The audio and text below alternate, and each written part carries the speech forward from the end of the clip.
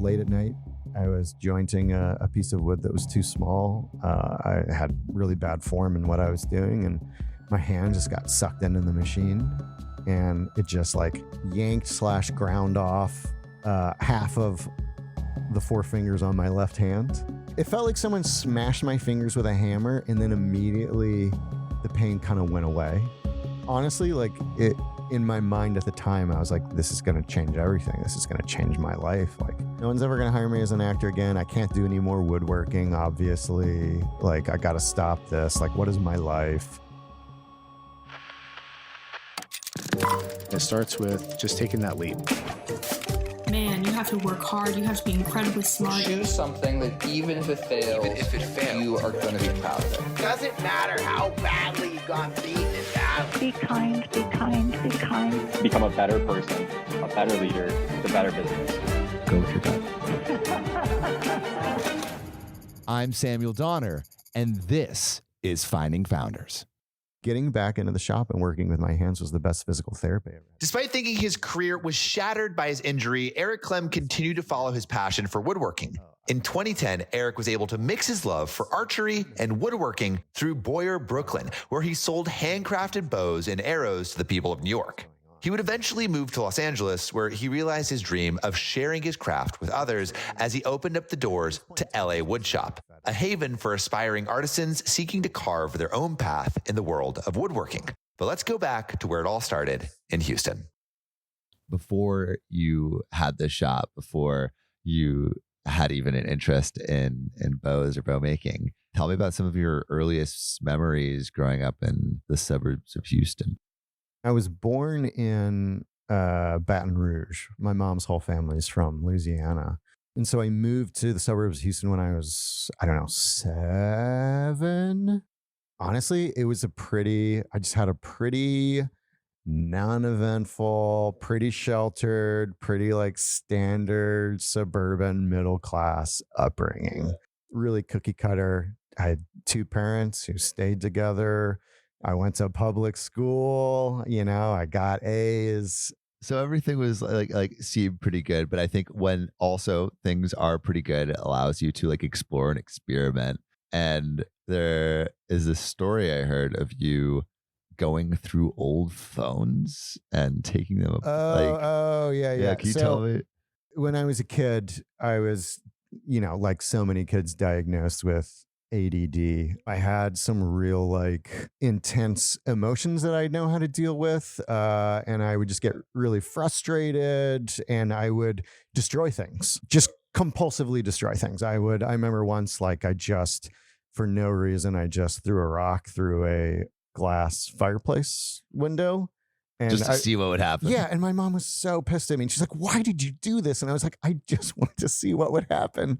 So yeah, just, stuff like that. And so I really got into my parents being, trying to figure out a great way to deal with something like that. We started going to flea markets and buying things for me to destroy. So we'd get like electronics and things, but like it wasn't so much that I wanted to just smash it against the ground. I would start taking things apart and I started to figure out how things worked. My parents bought me this old junked up, non-working phone. I took it apart, figured out what was wrong with it. It was like it was broken initially. It was broken. Yeah. And I was just like, they're pretty simple things when you open them up, especially those old phones. And I took it apart, figured out there was a soldering problem, and I fixed it, put it back together, and I had a working phone. How old were you? 9 or something. So at 9, you're like diving into the electronics of phones and like soldering things that needed to be soldered. That's pretty cool. I would love to say that like, and then I became an electrical engineer, but like that's as far as I went. So I had a working phone and I was just like, hey, I fixed the phone. And my parents were like, you can't have a phone. You're 9. And I was like, yeah, but like it's mine. But I made it. Yeah. And so that was my first phone that I had in my room, and I never used it because I, to this day, hate talking on the phone.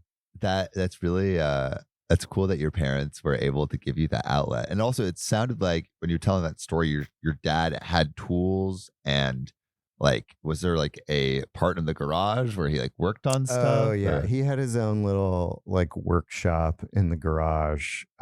His dad was he was a sewing machine mechanic for most of his life. Oh, well, Oddly, it's very specific. it's so specific. Yeah. It's such an interesting thing to do for essentially your entire life. And he worked for Wrangler. That's what it was. So he had that upbringing of just sort of like working with your hands. And so my grandfather did a lot of woodworking as well. My dad would let me just sort of hang around while he did woodworking. He showed me some like very basic utilitarian stuff. He wasn't in anything like aesthetics. Do you remember like one of the first things that he showed you how to do, or it's like, all right, this is broken. Let me show you how to fix this, kid. Well, it was nails. I remember him putting something together and I couldn't tell you what it was, but he loved using nails for everything. And so he was showing me how to nail things, and we used to sit with just like a piece of, 4x4 in the garage and just pound nails into it. And he would show me how to do that.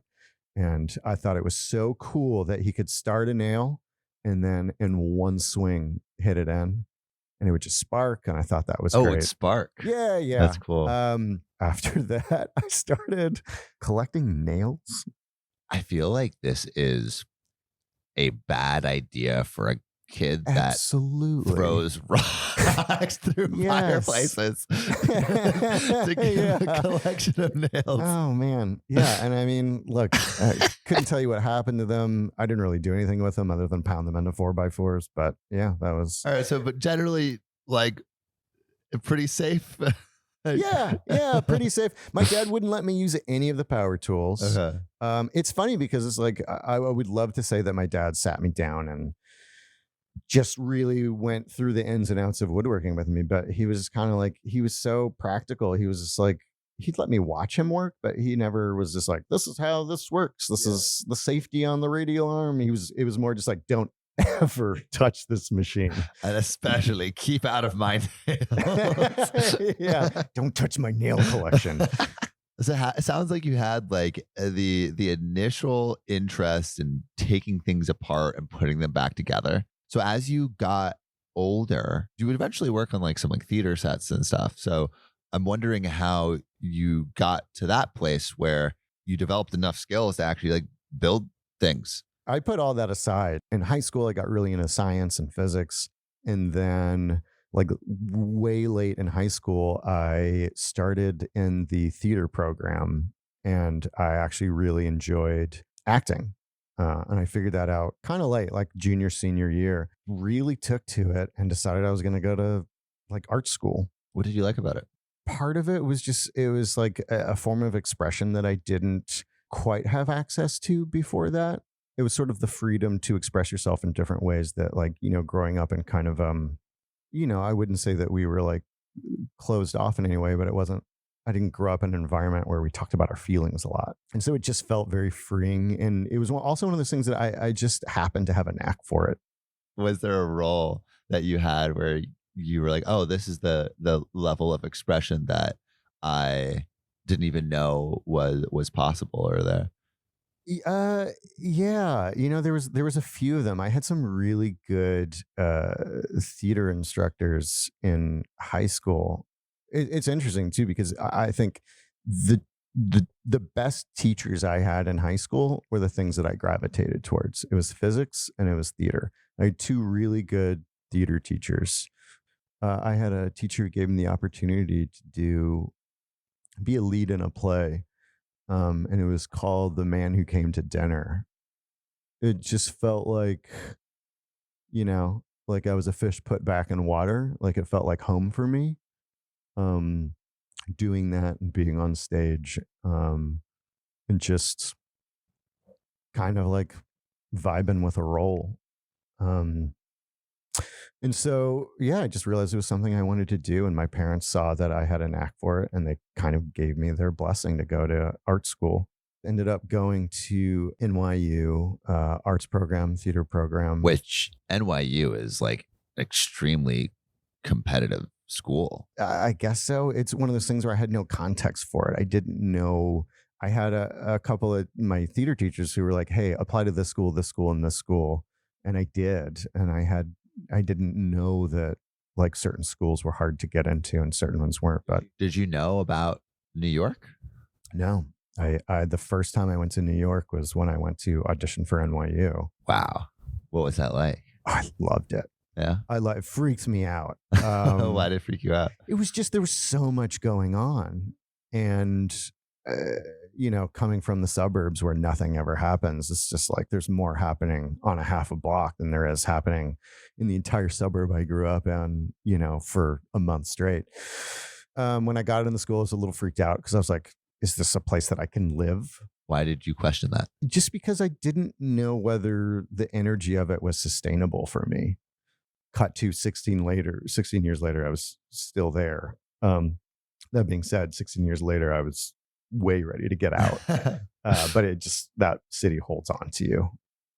When you were like first there going to NYU, like, do you have any early moments where it's like, oh, wow, like top of the world / down to the dumps? Well, this is a really good example. So I moved into my dorm freshman year, September 4th, 2001. So I was there. We had orientation. My very first day of studio classes was 9/11. Oh, so that was a truly bizarre experience. Do you remember what was your experience of that moment? Was it traumatic? It was like, I was really upset. Everyone was really upset. We didn't know what to do with ourselves. At the time, in hindsight, you're like, oh, they locked everything down. No planes were flying, but there were like fighter jets flying overhead. And I remember every time a fighter jet would go by, the entire city would just freeze up and just like look to the skies. Everyone was nobody knew, if something else was coming. And then the subway system after that, everyone took the subway everywhere. And the subway system was, for the longest time, people considered getting on the subway such a gamble. But it was the only form of transportation unless you had just like a whole shit ton of money. And I remember my mom really wanted me to come home. And I was like, no. I felt this just sort of need to be there during all that. Why? I had already felt some sort of like connection to the place, a little bit of, and this is a weird thing to say, having been there for like a week, but like I felt some sort of like ownership over the city, and it felt like it was and was going to be an important part of my life. And I recognized what a pivotal moment it was for the city. And I was just like, I kind of need to be here. When did you have a good experience? Oh, dude, every day you just have it's just like access to everything. Everything's at your fingertips. You don't have to drive. It's like, I think the Metropolitan Museum of Art in New York is, I think, one of the things that I miss the most about that city. And at the time, you could go in and, the New Yorker tip was, you don't have to pay $20 every time you go. You can it's a donation. It's a donation. It's an ask. So you go in, put $1 in the bucket, they give you your little pin that you put on your shirt, and you just go and spend some time in the Met. You could see the Met in a day, but it's the kind of thing where it's like better to spend your time in a wing or two per day and go back over and over again. I used to do that all the time. Hang out in the park, Central Park afterwards, take a nap on the lawn, and then just like the diversity, different people, different cultures floating around that city. Do you remember some of the first people that you met? They were freshmen, college students. Yeah. Those were for sure the first people I met and surrounded myself with. And yeah, just a real interesting group. So, because you were in the theater program, how did you gravitate towards starting to work on the theater sets? That did come for a while. I went into a studio that was mainly focused on directing and design. And just by virtue of being in that program, I found myself working on sets of fellow directors. Like, and when you're a designer, you're hanging lights, you're building sets. It's almost apples and oranges to what I do now. But I found it really satisfying. What was satisfying about it? There was something so nice about having something tangible at the end of the day. So, I'd spend a weekend building a set for a 15-minute play that was going to go up for 4 days total. And it was going to get broken down. But like at the end of that weekend, you see this set and you've like built flats and you've screwed things together and you've painted it and you've set props on it. And maybe you've hung the lights in the theater, and it's like just having something to see and hold at the end of the day was so nice. I think I held on to that for a while. And then when I graduated the theater program, I ended up as a truck driver and carpenter for the public theater in New York. Is that what you wanted to do after you graduated? No, not at all.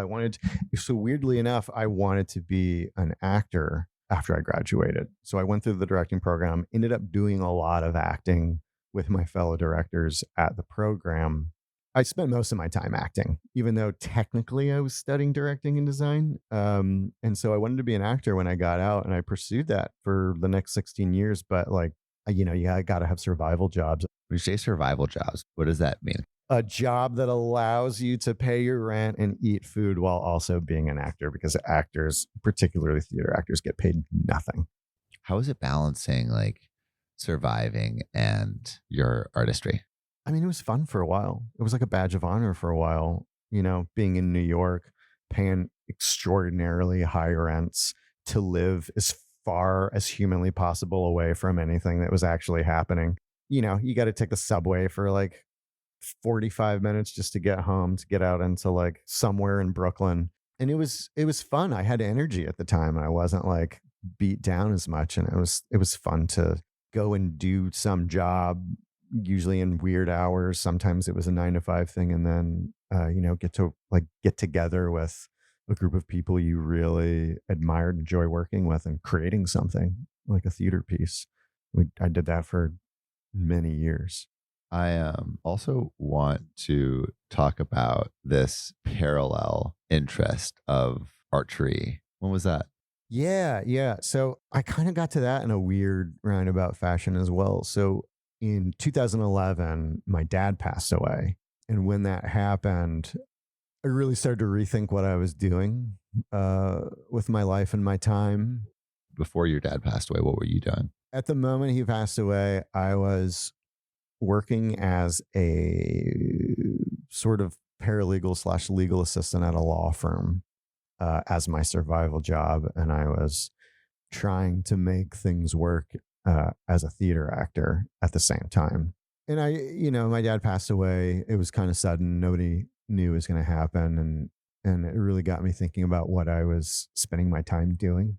And I realized that, I had one foot in, one foot out all the time of the theater world, acting, art. But I never fully said I'm going to take this leap and do it, because I was too afraid to just, have to be like, hey, mom and dad, I'm broke. I need money. So I always was like, I got to support myself. And so when that happened, I was like, I realized that I was doing that partially for my father. I wanted to show him that I was a responsible human being. And when he died, I was like, what am I doing? Yes, I was doing this for my father, but he also never got to see me be successful. And so when he passed away, I said, screw it. I quit my survival job and I went whole hog into it. And things got a lot better after that for me. What does going whole hog look like? Honestly, I quit my job. I saved up a bunch of money, quit my job, and I auditioned for this summer stock theater program. And I did that. And out of that, so many opportunities arose. I ended up doing a play on Broadway and then a play on the West End. And then, a bunch of jobs came from there just by nature of just saying, hey, I'm an actor. People see you as an actor. And the other thing was when my dad died, I started getting back into things I used to do with my dad, which is camping and doing things in the outdoors. And so another weird thing about it was, so ages ago when my grandfather died, he had willed me this old .22 rifle, and guns were forbidden in my house. And so my aunt and uncle had kept it for me. And then when my dad died, my uncle sneakily was like, hey, your dad's dead. Do you want this rifle? And I was like, yeah, give it to me. And so when I was home, sort of taking care of affairs after his death, I would go to the rifle range and just start plinking. And I found it so satisfying and so therapeutic and meditative. And then when I got back to New York, I really wanted to continue that. But New York is not the type of place that you can own a rifle, nor are there long distance rifle ranges that you can access. So I was like, you know what? I'm going to try archery. And so I took a class in Queens at this place called Proline Archery, which just became my spot. and immediately went out and bought a bow that I didn't know what kind of bow to get. I got one that was way too heavy of a draw for me. And I would try to get out to Queens, to Ozone Park, Queens, to shoot at least once a week. And if I didn't, I felt like something was off. And I would travel around the city on the subway with this giant bow case. I think a lot of people thought I had a gun in there. I got stopped a couple of times by undercover police asking if I had a rifle. I remember I would like show up to rehearsals and stuff with my bow, and people were like, "What's in there?" And I was like, "It's a bow." And they're like, "What the fuck are you doing with a bow?" Or I was like, I'm going to Queens after this. So what happened is my friend worked for this. She was a client slash employee of this furniture design company. This is essentially furniture gallery in Soho, and this company, this gallery, they had this really awesome thing going on where they would, for their employees and for some of their clients, they would turn their gallery into an after hours underground archery tournament. Yeah, it was a very New York thing. Very hush hush. That's so random. So random. Highly illegal. And the rule was like, you don't talk about it. Exactly. You don't really talk about it, but you definitely don't take pictures. Yeah. So no liability. And so we did it. It was so much fun. But the rule was you had to use their bows. And to be fair, they made bows. They made their own bows. They were really awful. And I was such an archery snob at that point. And I was like, these bows suck. And the rule was, if you wanted to use your own bow, you had to make it yourself. And so I love that rule. It's a great rule. It was so cool. And so I was like, you know what? Yeah, I'm going to try my hand at making a bow. And I hadn't done any woodworking since putting together sets, like right after college. So I was like, you know what? Which was how many years ago? This was in probably 2012. And so I was like, I'm gonna try my hand at this. And so I bought a bunch of books. I still read these. There's this volume of 4 books called the Traditional Bowyer's Bible. I picked up volume 1 and 2. 4 books? 4 books. I only read bows? on making bows, and it's 4? They're fantastic. We have them here, and I still reference them all the time. What? How many pages is each book? 300 or 400.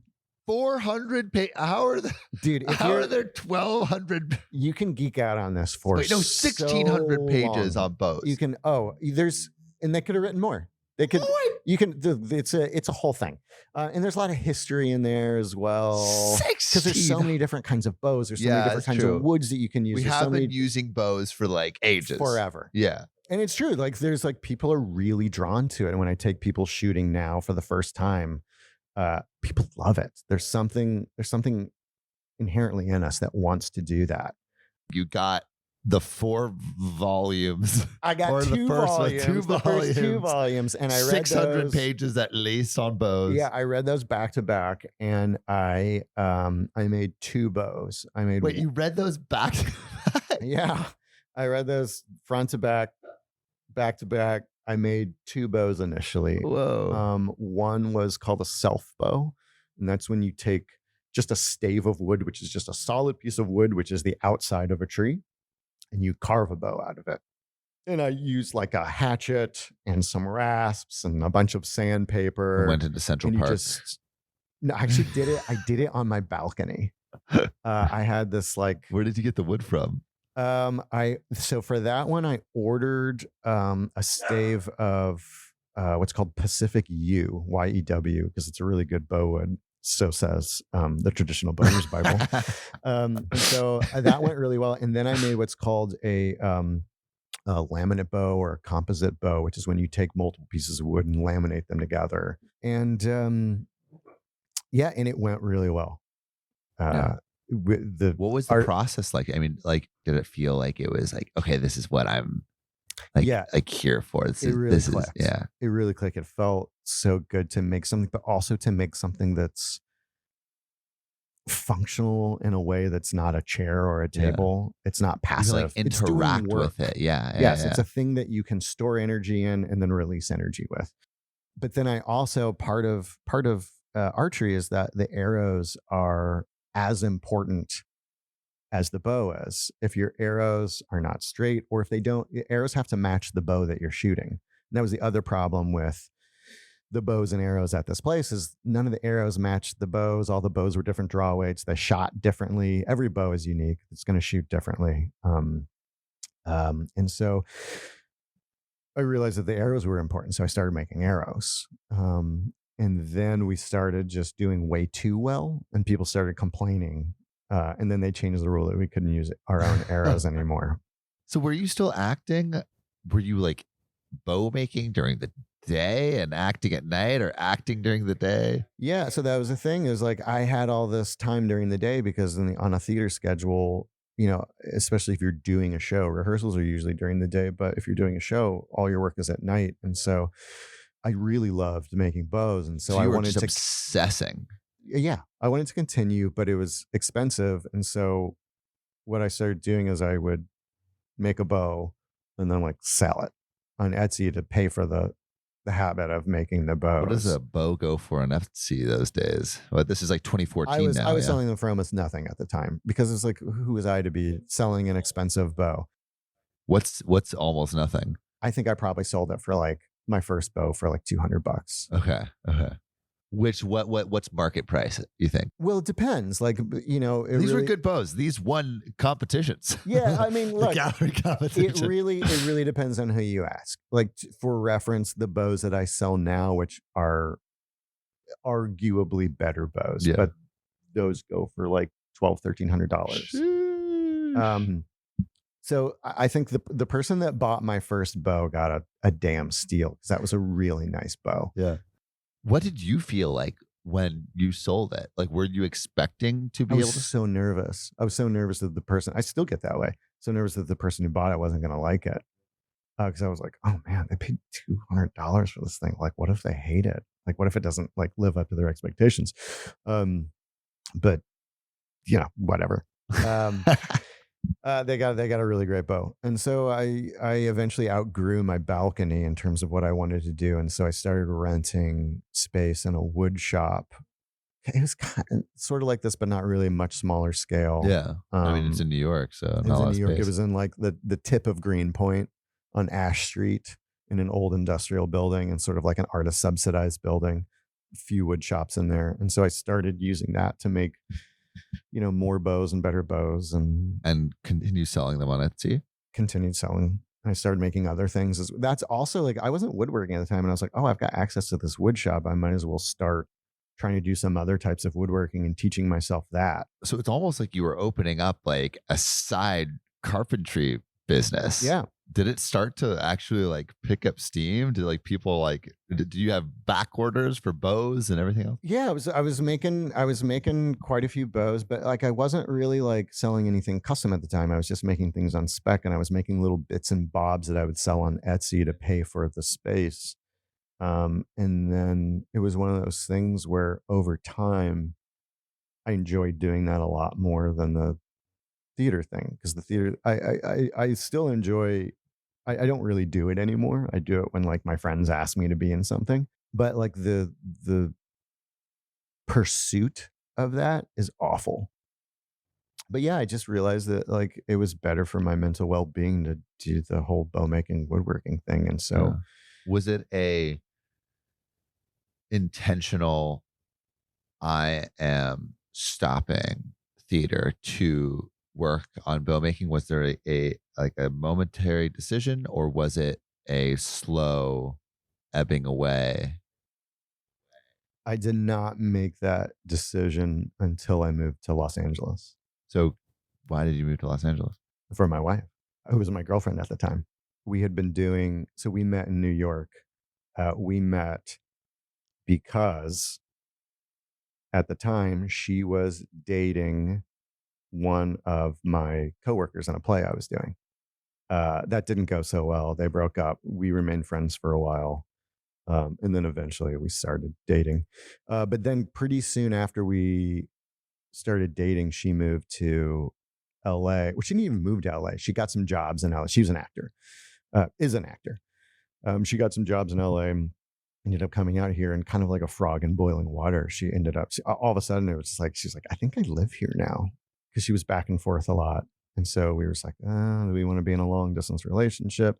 We were on again, off again for a while, but we realized that, we didn't want to be with anyone else. And so I eventually made the decision to move to LA, not without a little bit of impetus. So what happened is I cut my fingers off. How did you do that? Being stupid. I did it on a machine called a jointer. I was doing 3 very dumb things at once, and it caught up with me. I was just late at night. I was jointing a piece of wood that was too small. I had really bad form in what I was doing, and my hand just got sucked into the machine. And it just sort of yanked / ground off half of the 4 fingers on my left hand. Ground? It's not like a table saw. It's like a grindy machine. It's like a spinning, shearing blade. I could show you pictures of it. It's outstanding. It looks like a horror movie. Did it hurt? Oh yeah. It felt like someone smashed my fingers with a hammer, and then immediately the pain kind of went away. I think that's part of it. I think, you go into shock a little bit, and it was bleeding everywhere. Luckily, the guy who was sort of the apprentice in the shop at the time was there, and he was able to call 911. And 15 minutes later, I got into an ambulance and took me to the hospital. And this isn't like a thing where you can find the tips and put them back on. No, there's nothing left. So after that happened, I was just Jess, my wife, who was then my girlfriend at the time, we were in sort of the off again phase of our relationship, and she came to New York and just showed up and was there for me. And it was a real eye-opening moment where I was like, I'm not letting this person go. Were you emotionally affected by it? Oh yeah. I was so depressed. Why? Honestly, it in my mind at the time, I was like, this is going to change everything. This is going to change my life. I have no fingers on this hand. And how did you think your life would change? It was one of those things where I was like, no one's ever going to hire me as an actor again. I can't do any more woodworking, obviously. I got to stop this. What is my life? How am I going to get over this? Feeling really sorry for myself. But I actually talked to a dude who I met through Instagram. Someone introduced me to, who's a woodworker who had chopped off half of his hand on a table saw. Half of his hand? Yeah. And I had a phone conversation with him about it. And he was like, dude, the best thing that you can do is, as soon as you think you can, before the doctor tells you you're allowed to, go back in the wood shop and just do something small. And I did that, and it was great.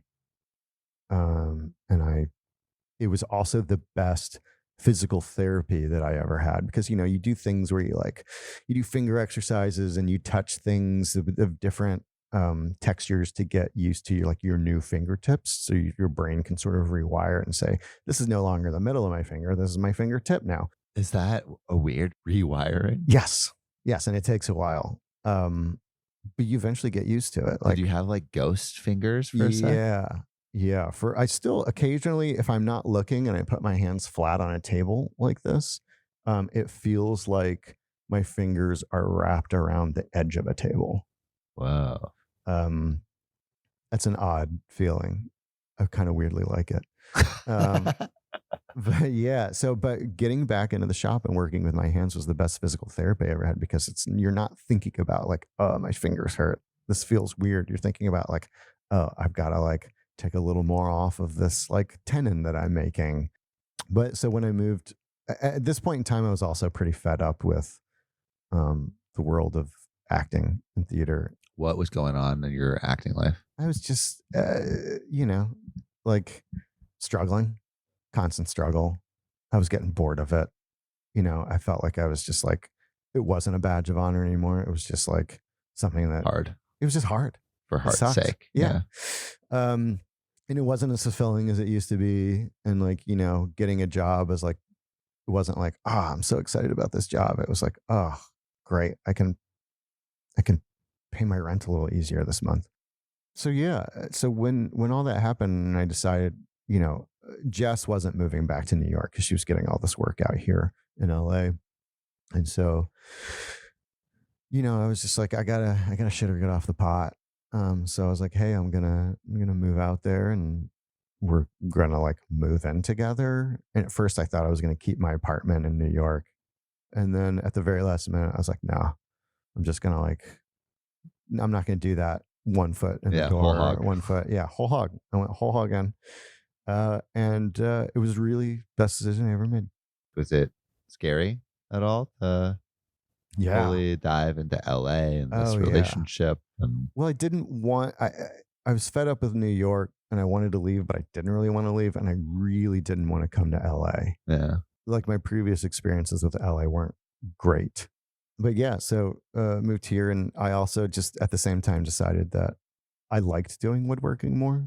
Yeah. I wanted to spend more time doing that anyway in New York. And so I just And it's said- also like more of your time is enjoyable. Like you might have Yes. these high highs in acting, but if it's like 90% of the time it just sucks. Like then moving to woodworking where it's like almost like 100% of the time. Yeah, I love doing it. Yeah. I absolutely love doing it. I was like, hey, if I'm gonna move to LA, I think if I try to be an actor in LA, I might lose my mind. And so I was like, I'm just not Why? even gonna attempt it. It's just a different world out here. Just the people that I knew who were doing it and trying it. It's a little bit of a different mentality. But so I was just like, I'm gonna be a woodworker. Let my wife do the acting. And so, yeah, it was a really good decision. Yeah. So how did you start putting roots in the woodworking community in LA? I just met a bunch of people immediately, which was interesting because when I was in New York, I knew almost no one. New York was, and it could just be a function of just where I was in my woodworking progress at the time. But like, I just didn't, it seemed like such a closed off community. When I got to LA, I met so many people immediately. I started in like a shared shop, kind of similar to this, where I met a bunch of people that I still work with now. I had a friend who used to work at the Public Theater who was working in Nick Offerman's shop at the time. And so I started working there. And Nick Offerman is like the Parks and Rec. Yes. Yes. Almost plays a woodworker in, Yes. in Parks and Rec, but really, actually really talented woodworker. very much into it. Yeah, really, really talented. So I started working in his shop for a bit, but then also making my own stuff. In general, like the whole thing? I think like working in with someone who was established in the woodworking community, because it sounds like you said New York was so closed, but now it seems like all these doors are opening for you. Yeah, it felt like I was supposed to be doing it. It felt like everything was very validating. Like every step of the process was just like, yeah, you're doing the right thing. So yeah, I met a lot of really good people, and then spent a few years, just making my own stuff and meeting people. So many good people doing the woodworking thing in LA. Who are the woodworkers? Like, what kind of person is drawn? All different, so many different types of people. Is there anything that unites them, or is it just they're random? all dorks? Yeah. Yeah, they're all you gotta be. Like, I mean, like, honestly, yeah, these two over here, huge nerds. Everyone in our shop, it's, you have to be to do it. When I say dorks, I also mean just like people who are like so passionate about the minutia of it. Yeah. Yeah, but otherwise, there's no connecting. There's no connective tissue. It's just all sorts of different people doing. Yeah, from all walks things. of life, from all backgrounds.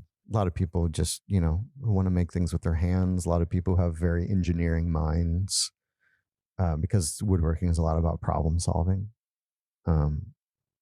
Everything you do, solving problems, figuring out, structural integrity of things and designing.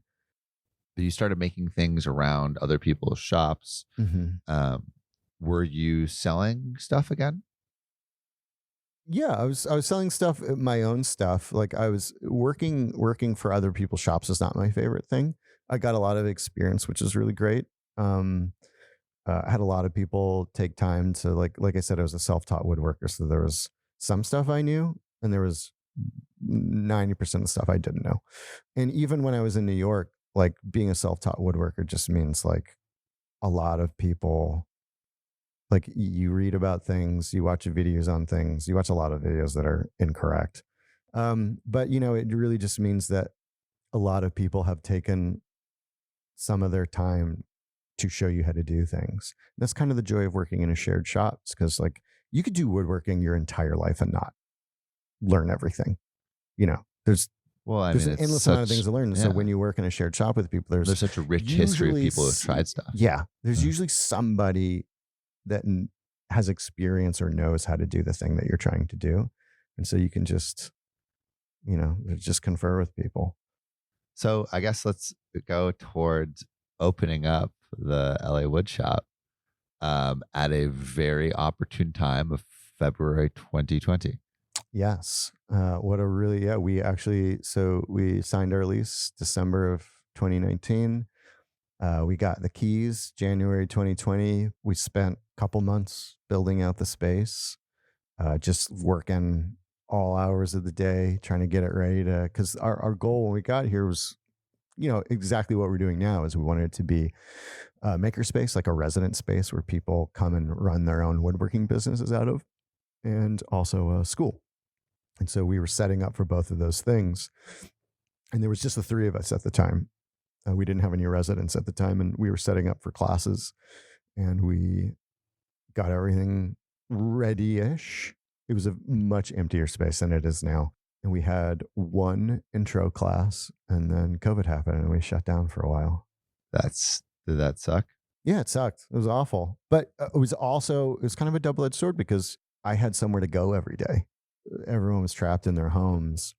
And you had this like place that you could. Yeah, my two partners were my pod people here. And so I came in here almost every day and had something to do. I was working and we were, And kind of the thing that you love to do most. It's like the thing that you love to do most was not taken away. Uh-huh. Yeah. Yeah, it was really nice. And we didn't really know where we fit into the sort of like what should be open, what should be closed. Because I don't know if you remember, but things were opening in tiers. And we were like, I think it's safe to follow gyms. Whatever gyms do, we'll do. Yeah. And so when gyms opened back up, we opened back up. We had some classes. Of course, we had to shut down again because of different variants that came out. But we were able to keep our doors open. And also the other part of that other edge of the sword was that during COVID, everyone spent so much time in their homes. Everyone wanted things for their homes. Everyone wanted to redo things. Everyone wanted new furniture. One of my partners and I, we built out a kitchen for somebody. So you were making things yeah. for people while you were here. Oh yeah. And the other thing is when everything opened back up again a couple of times, there were so many people that were hungry to start woodworking because people had been like, oh, I'm at my house and like, I need planters. I looked at a YouTube video and like I got something out of it, but not enough. And so we had so much interest in people taking classes. So that was huge. So like when the gates opened, we were just running full speed. We couldn't have enough classes to I feel fill. like people were like really craving like just new skill acquisition and also a community space. It almost seems like you were like pulling back the bow, and then once things were just open, then it could spring forth. Yeah, just loosen it. And the community aspect is a really big part of it too, because that was part of our goal when we started this place. Is we wanted it, like a word that got shot around a lot, is we wanted it to feel like a clubhouse, like where everyone is welcome. If woodworking is a passion of yours, come in. Like with our classes, we'd always like to I don't know if see these kegerators behind you. Yeah. But we like to have beers and hang out with students after classes and get to know them. And we really want it to feel like that came slowly over time. But yeah, people were starved for some sort of community, and we were like, we were really happy to be providing that. So where is the community? Where is the wood shop today? And like, what does it look like? Where's everything fallen? We had minimal classes at first. We also had the only teachers we had were ourselves. Now we have a bunch of different teachers that we love. You know, it's a curated group of people that we've worked with, and we just offer a bunch of different classes now. So we offer everything from like an intro course for people who want to dip their toes in it. Then we have like progression courses after that, where if you want more, like this is not, you don't get like a college or trade school style of education out of this, where you'd come every day and, you know, get hundreds and hundreds of hours doing something. But, you know, we do offer like a progressive program where you come in and, you know, you do the intro, and then you learn like intro to furniture making, which is like where you make a table or a cabinet. And then we have an independent study class that you have to progress through. But we also offer a bunch of one-off classes that are either a day or a weekend. You know, we do a picture frames class, which is really popular. That's like a day and a half. I teach a bow making class, which is 2 days. We do a hand cut dovetails class, which is all hand tools. And you learn to make this dovetail joint, which is kind of like the romantic ideal of woodworking. Like every woodworker strives to make like a really nice dovetail joint. Yeah. And so that's like a 2-day class. But these are all classes you don't have to have any experience to get into. I mean, they're just like the shop is like littered with our sample projects, tables everywhere. You see these little shaker style tables. We just have some more of these than we know what to do with. But yeah, the wood shop has grown a lot in a way that we're, you know, really proud of. I think the greatest achievement here is just like the people that have come through the shop. Like we now do electronic waivers, but we started that maybe like 6 months ago. So for the first 4 years, we have people signing a hard copy of a waiver, and we have a stack of waivers that's unreal. And like I look at that, and that's one of my favorite things is like, because each waiver represents a person who has come through the door. And that's sort of, I don't know, it just feels like that's how we define ourselves. It's not how many tools we have. It's not what classes we have. It's like the people that come through the door. And we have so many great people that come through the door. I've met so many awesome people through this. I've made friends, students who are friends I was telling you earlier. So one of our resident woodworkers who is absolutely blowing up right now, Sam Clem. You should look her up. She makes some really cool stuff. She was a former student of ours. I just bought a piece of furniture from her. She's like in the New York Times. Wow. It's insane. And that's like one of those things where it's like, yeah, I think Sam would have found her way regardless whether we were here or not. But it's just nice to like look back on that and be like, yeah, Sam's one of those people that came through the door and like she found like joy in it and she's found success. And we've had, you know, other students that are to a certain extent doing the same thing. And it's really nice. Yeah. And it's cool to be able to touch those lives that way and have this like cascading impact. Yeah. And it's not all, you know, it's not all daisies. Yeah. You know, there's a lot, it's running a business and, you know, like running a business kind of sucks. But you know, when things are difficult or tedious, that's like things like that you can go, but there's this, you know, this is actually what it's about. It feels really nice.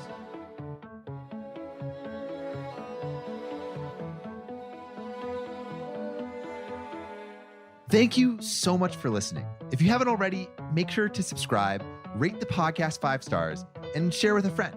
If you have any questions or comments, DM us at Finding Founders Podcast on Instagram, LinkedIn, or Facebook. Finding Founders is produced and hosted by me, Samuel Donner.